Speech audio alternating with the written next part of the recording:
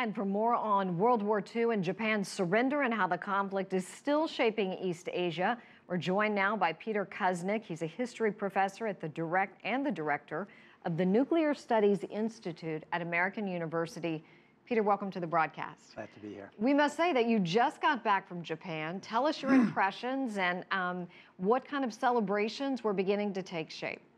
Well, I went to Japan with my students as part of the Nuclear Studies Institute. We were mostly studying the nuclear history. So we went to Hiroshima and Nagasaki for the commemorative events there. And it was interesting because much of the controversy around those events, 70th anniversary of the atomic bombing, dovetails with the controversy around the end of the war. Because Shinzo Abe, Japanese prime minister, spoke in both Hiroshima and Nagasaki.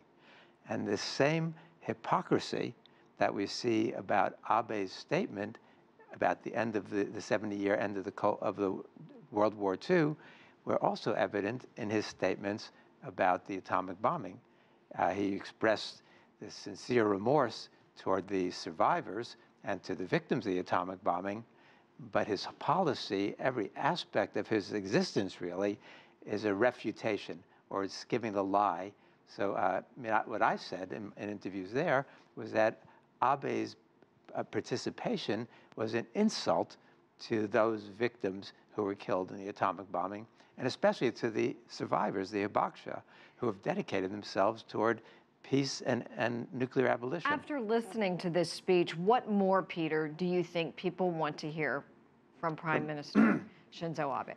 Yeah, my sense is a little different from other people's. Some people say, well, he should have apologized directly, or he should have talked more about the comfort women. For me, there's a difference between the words and the actions. I think had somebody other than Abe made that same speech, it would not have been as controversial. The real controversy in my mind is that the words betrayed the reality. The words betrayed his own actions.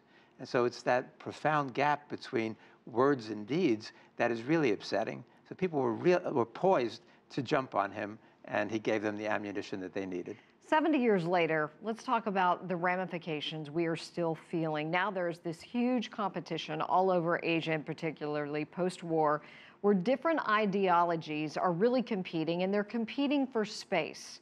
Tell us how the end of the war has played into this.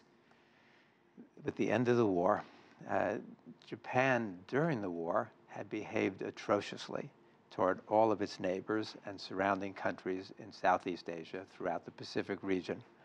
And as a result of that, see, when the Japanese initially invaded and colonized, they were actually greeted as liberators, because the people in those countries were so fed up with British, French, and Dutch imperialism and colonialism that they thought that the Japanese were actually going to liberate them.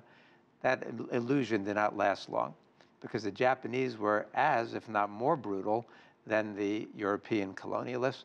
And so they got this legacy of having committed horrible atrocities.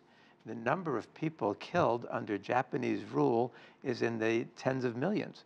And so there's a legacy. Some people in the West have forgotten what the Japanese did, but the people in Asia have not forgotten. And so for them, initially, the apology was very important. And they got apologies. In 1993, Kono issued a statement apologizing to the comfort women.